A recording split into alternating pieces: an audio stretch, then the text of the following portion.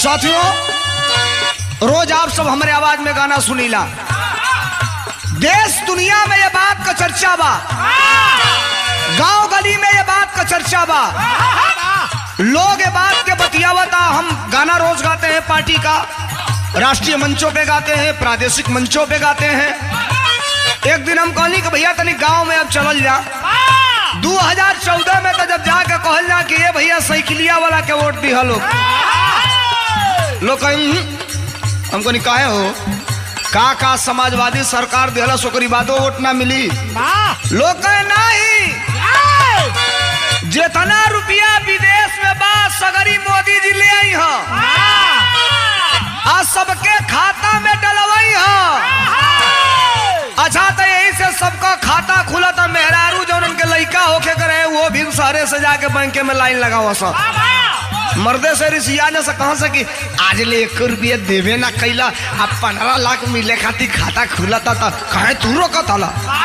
हम कहनी जो खोल जो खुलवाओ जो। अब कहनी करे पैसा वा कहती है कि अब हम तो ऐसे ना बतियाई। खोजा तनी उनके दिन आके कहले रहना 15 लाख मिली करी खई हारी टीक के धैले वाले। गांव में लोग बतियावता कहता का कहता, जैसन राज चलवलस सपा, अरे जैसन राज चलवलस सपा अब परिवेश ना होई, अब परिवेश ना होई। जैसन राज चलवलस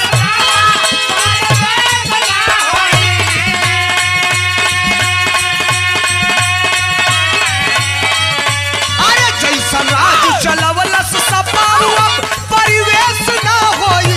नेता के तनो केहू पानी लेकिन अखिलेश ना होई। नेता के तनो केहू अखिलेश ना होई।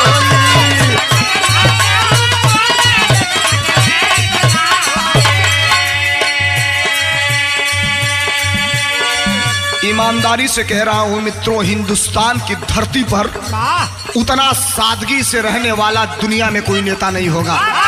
आप देखना अपने नेता अखिलेश यादव को, हमारे नेता अखिलेश यादव को। सादा जीवन उच्च विचार, सादा जीवन उच्च विचार और सादा जीवन उच्च विचार और उसमें कुछ तो विशेष है, उसमें कुछ तो विशेष है, उसमें कुछ तो।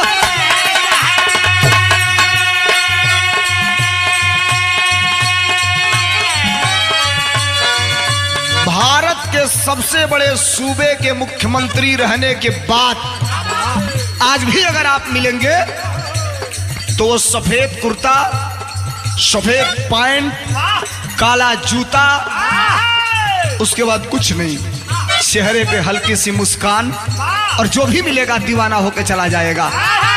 ऐसी हैसियत है अखिलेश यादव की। कहना चाहता हूं क्या, सादा जीवन उच्च विचार और उसमें कुछ तो विशेष है, उसमें कुछ तो।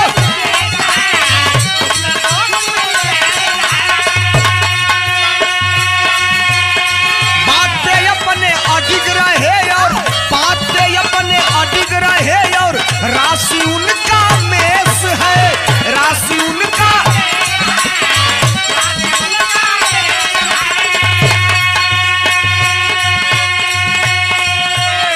हमारा नेता अखिलेश यादव का घोषणा पत्र पूरे दुनिया में चैलेंज करता हूं। समाजवादी का एक धर्मेंद्र सोलंकी, आप पढ़ लेना, जो कहा वो किया।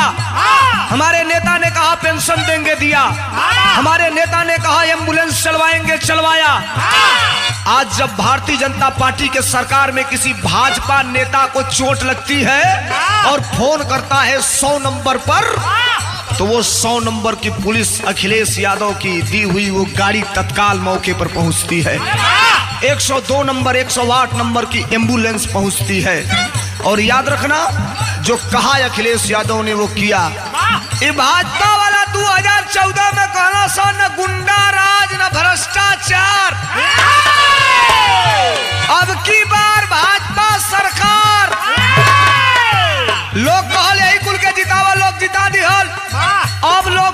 पूछतनी कि सरकारवा ठीक बा, तो लोग कहता कमल का फूल सबसे बड़ी भूल।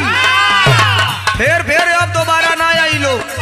कारण तनी हम अपने नेता के बारे में कह रहे हैं, अगली लाइन में बताएंगे क्या।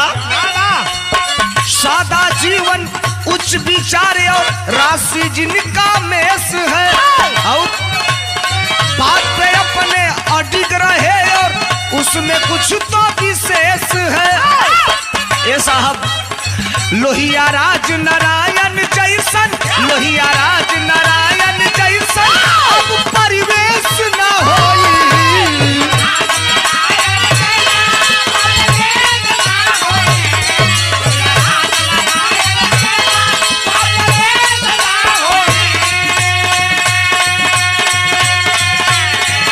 अरे लोहिया राज नारायण जैसन अब परिवेश न होई।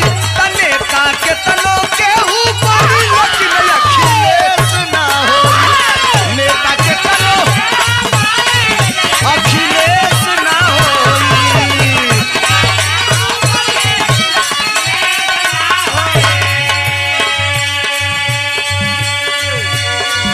नारा ये लोग लिखते हैं कि बेटी बचाओ बेटी पढ़ाओ।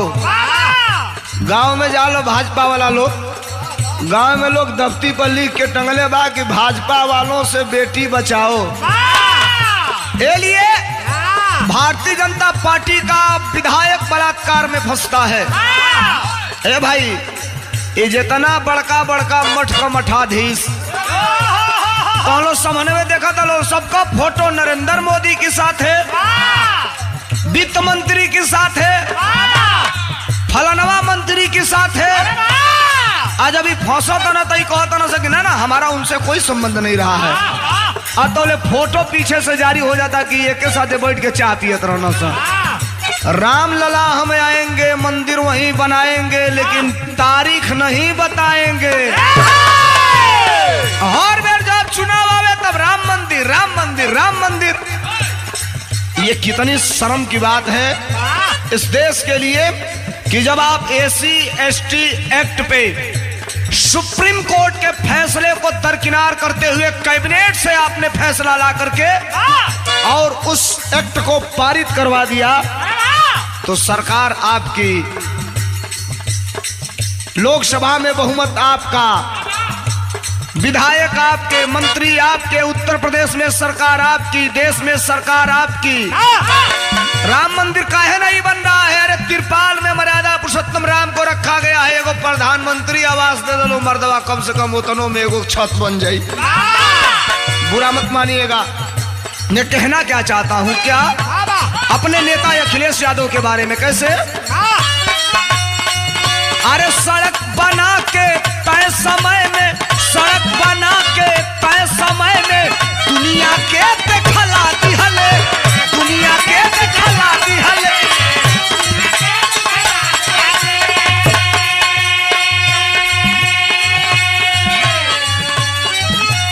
बनारस में नरेंद्र मोदी जी आए और कहे कि बनारस को क्योटो बनाएंगे।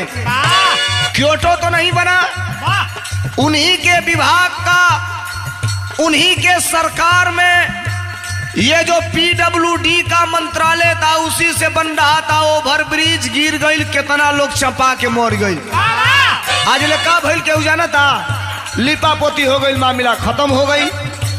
इतना ही नहीं, अभी बस्ती में देखिए बन रहा था ओवर ब्रिज, अब काम चालू रहे तो बढ़िया रहे कि 7 बजे सवेरे गिरल, कितना लोग मरल नहीं। एगो मजदूर शायद वहू में चपा के मर गई। ये लोग कहे कि बुलेट ट्रेन चलाएंगे, ये लोग कहे कि एकदम गांव को डिजिटल इंडिया बनाएंगे, मेक इन इंडिया बनाएंगे, कैशलेस इंडिया बनाएंगे।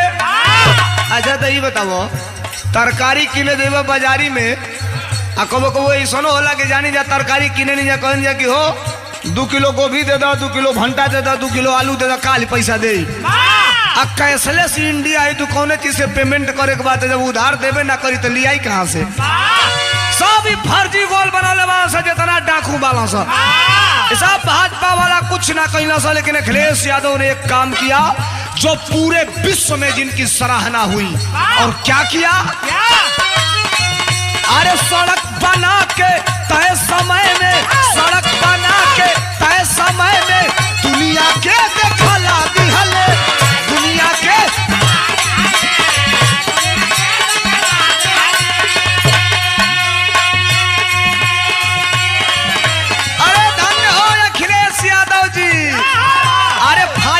विमान यूपी अंदर, फाइटर विमान यूपी अंदर खड़ा होके दौड़ा दिहले। अरे खड़ा होके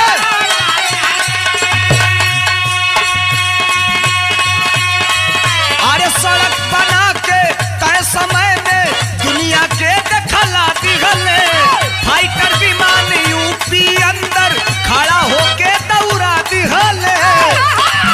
साहब एक ऐसा चीज दिया था गरीबों को, पात्रता के आधार पर चयन करके, जिस चीज का, जिस योजना का नाम था समाजवादी पेंशन। और किस मकसद से अखिलेश यादव ने दिया था मास्टर? तो पेंशन समाजवादी दिहले, पेंशन समाजवादी दिहले कि कलेश ना होई, पेंशन समाजवादी जियोलाल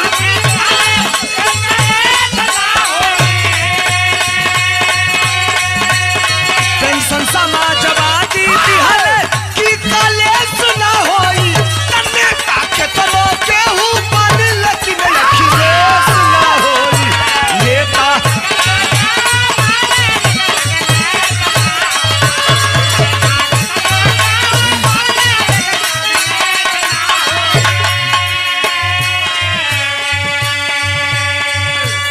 याद रखिएगा जरा आप, एक बात मैं आपसे कहने के लिए जा रहा हूं मेरे मित्रों। ये लोग 3-4 चीजों पे फोकस डालेंगे। अब चुनाव आएगा तो, अब चुनाव आएगा तो हो सकता है राम मंदिर बनाने की घोषणा भी हो सकती है। ये इतने जालसाज हैं सब, अभी गिट्टी बालू गिरा देंगे, पत्थर पुजवाना चालू कर देंगे सब। होशियार नहीं हलो, जो खियाड़ी ऊख ना देला उ कोल्हुआड़े भेली ना दे। एक जनी मौर्य जी PWD मंत्री केशव प्रसाद मौर्य जी, वो पूछा कि हम ही के मुख्यमंत्री बनावे जाता ना। आज ले उनका पते ना लगल कि उनका मुख्यमंत्री वाला ऑफिस बात कहाँ बा। एक दिन नेम प्लेट लगौना तो ये उजाड़ के फेंका गईलू, वही घूमत ना पेंडुलम नियर, वो बुझत ना हम ही मुख्यमंत्री बने जाता नहीं। याद रखिए मेरे मित्रों, आज एक बात मैं आपसे कहने जा रहा हूँ। इस देश में सबसे अगर ज्यादा दुखी कोई है तो किसान है, सबसे ज्यादा दुखी कोई है तो नौजवान है। नौजवानों को हर साल कई लाखों करोड़ों नौकरी देने का वादा किया गया। किसानों से कहा गया हम आपको सब्सिडी देंगे। अच्छा तो गैस जितना दे रहा से एको कनेक्शन का सब्सिडी आवत नहीं खे, इतने ना अब तो सूखा पड़ल बा। लोग पेट्रोल पंपे पर जब जाता तेल लेवे तो एक बेर जब वो फोटो देखा था कि न गुंडा राज न महंगाई की मार, नहीं बहुत हुई महंगाई की मार, अब की बार भाजपा सरकार। जो गांव की पुरानियन की नजर में वो फोटो पड़ जाता, जो जब डीजल लेवे जाता तो डीजल वाला कहता कि डीजल अब धीरे धीरे 80 रुपया नियर आवे जाता, तो मुहे से बहुत बढ़िया आशीर्वाद देता ना। ये तीसरी लाइन कहना चाहता हूँ क्या, अरे दिने पदीने बढ़ल